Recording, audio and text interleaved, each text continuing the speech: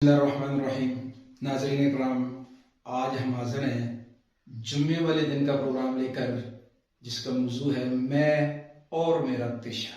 यकीनन हर आदमी किसी न किसी पेशे के साथ जुड़ा हुआ है और वो अपने पेशे के साथ किस तरह दूसरों की खिदमत कर रहा है, किस तरह अल्लाह को राज़ी कर रहा है, किस तरह अपना दुनिया का साज़ो सामान बना रहा है, उसी के साथ अपनी मौत की, आखिरत की भी तैयारी कर रहा है।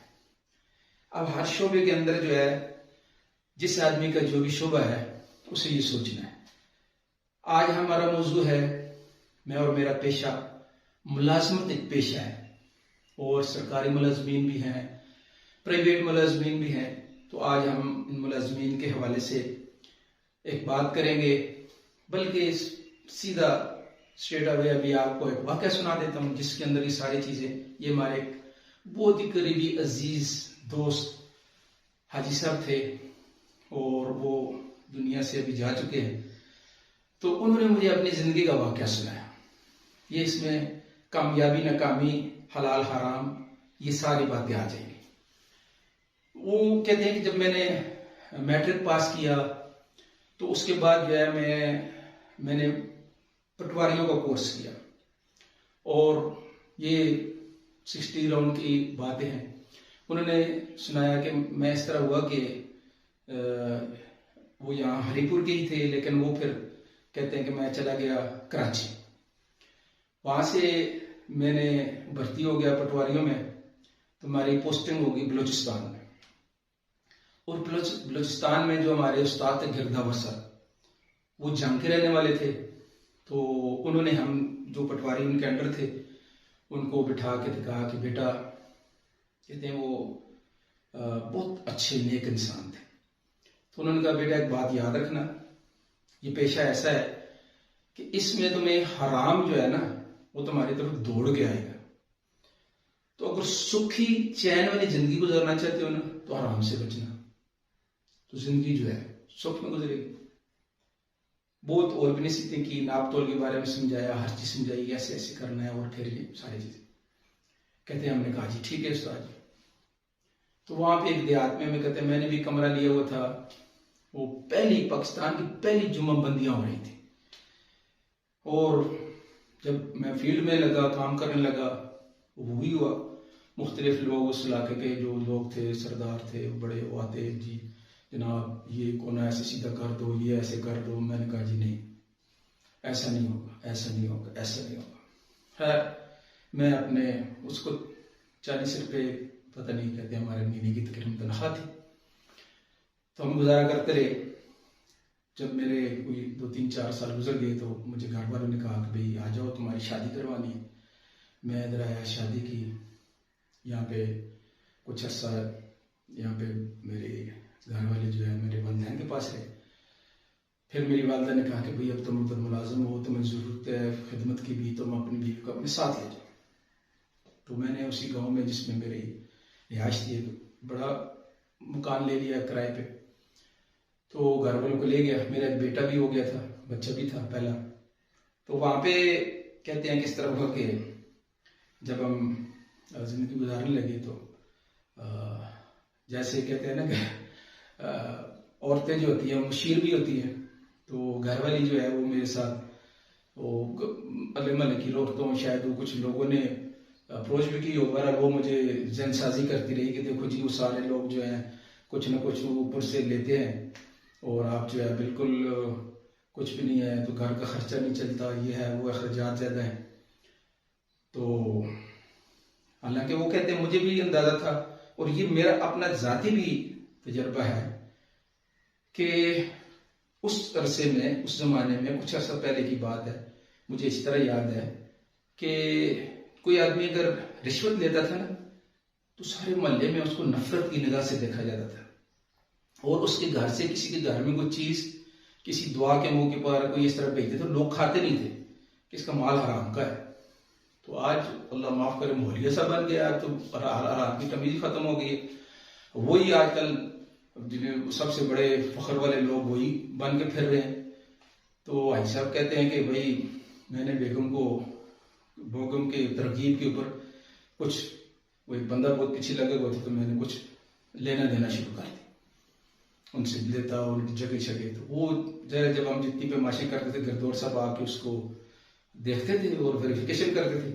तो मुझे इशारे किताब में वो वास खड़े होकर कहते थे, भाई साहब वो आपको मेरी बात तो याद है ना, कुछ ठीक पे मार्क्स किया। अब उनकी नजरें नापी होती हैं, तो मैं कहता हाँ हाँ ठीक है जी, बिल्कुल नहीं सही ना पाया जी, पूरा है इतना ही रख लो। वो कहते चले जाते बेचारे, लेकिन उनको अंदाजा हो गया। कहते हैं जी उस इलाके में ये हुआ कि हम रात को सोते, बिच्छुओं का बहुत ज्यादा आमद होती थी।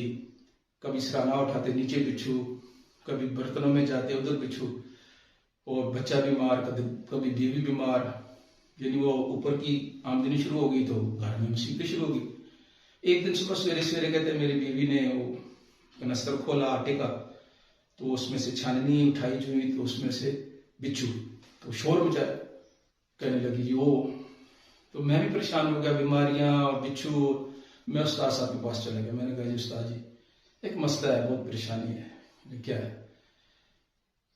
मैंने कहा जी आपने जो मुझे नसीहत की थी मैं उससे हट गया हूं और बहुत परेशानी है। तो उन्होंने मुझे एक बात की, उन्होंने देखो ये हराम माल जो है ना, ये तुम्हें तब फायदा देगा जब तुम इसे अपना हक समझोगे। अगर हक समझ के लोगे तो फिर तुम्हारा मामला जो है वो कुफर इस्लाम में चला जाएगा। तुम अल्लाह के हुक्म के मुकाबले में, अल्लाह ने हराम किया, अल्लाह के नबी ने हराम किया है, तो तुम कह दोगे जबकि ये मेरा हक है, तो फिर इस्लाम से निकल जाओगे। फिर कुफर काफिर बन के जो मर्जी करो, फिर तुम्हें कोई तकलीफ नहीं देगा। मैंने थोड़ा सोचा, मैंने कहा ये हक तो नहीं है, ये मेरा हक तो नहीं बनता। तो उन्होंने कहा फिर ना लो, हलाल पे अल्लाह ने बरकत रखी। मैंने उस्ताद के सामने तौबा की और मैंने कहा जी घर में भी आकर भाई जान नहीं दी। खैर कुछ अर्सा वहाँ गुजारते रहे, तंगी थी। मैंने कुछ दिन बाद उस्ताद से कहा जी घर सबसे, मैंने कहा जी बराए मेहरबानी, उस वक्त तक वो थोड़े प्रमोट भी हो चुके थे, नायब तहसीलदार थे गल में। तो मैंने उनसे कहा जी कि मुझे मेहरबानी कर कराची मेरी ट्रांसफर करवा दे। तो वो कहते हैं यार इधर तुम्हारा गुजारा नहीं होगा, तो इतनी तनख्वाह में कराची कैसे गुजारा कर। कहने का जी मैंने कहा कि मैं पार्ट टाइम जॉब करूँ। खैर उन्होंने ट्रांसफर करा दी, कराची आया। तो मैंने अपने काम के साथ जो है ना, शाम के वक्त में किताबों की दुकान पे नौकरी की, और किताबों की दुकान वालों ने उस वक्त मुझे 100 के 150 रुपये महीने का देना शुरू कर दिया। इसी दौरान मेरे जहन में आया कि मेडिकल स्टोर के ऊपर जो है वो ज्यादा तनख्वाह है, 250-300 रुपये। मैंने वो मेडिकल स्टोर वाला जो कोर्स होता है वो कर लिया। वहां मुझे 300 रुपये तनख्वाह शाम को मिलनी शुरू हुई। कराची में ज्यादा काम शाम को ही होते। कहते करते करते कुछ अर्से बाद मेरे पास इतने पैसे जमा हो गए कि मैंने कोई काम शुरू करने के लिए प्लान किया, एक आदमी के साथ मशवरा किया। वो सीमेंट की जालियां, सीमेंट के पाइप वगैरह कराची में, वो मैंने कराची में उनका सेटअप देखा भी है।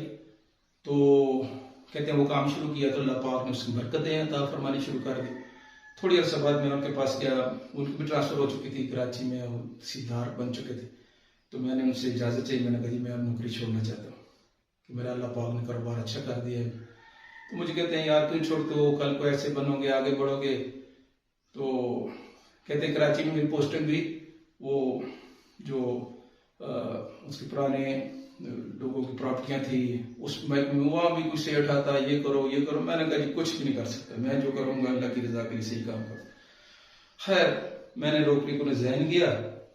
तो कारोबार में अल्लाह पाक ने इतनी बरकतें अता फरमाई, इतनी बरकतें कि वो फिर मैं अल्हम्दुलिल्लाह जानता हूँ कि उनको अल्लाह पाक ने हर तरह से, माल से भी और बच्चों से भी नवाजा। तो हलाल के अंदर कितनी बरकत है।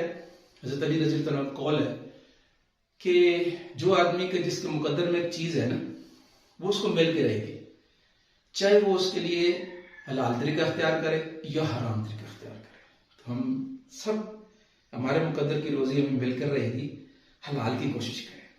ठीक है जी, अपने पेशों से, अपने वतन का, अपने बच्चों का हलाल रोजी से पेट पालें, तो इसके लिए दुनिया भी बनेगी, आखिरत भी बनेगी। वरना दुनिया के अज़ाबात तो है ही है, आखिरत में बहुत बड़ी तकलीफें, दुश्वारियां। तब तक के लिए मैं अभी अगले प्रोग्राम तक इजाजत चाहूंगा। अल्लाह हाफ़िज़।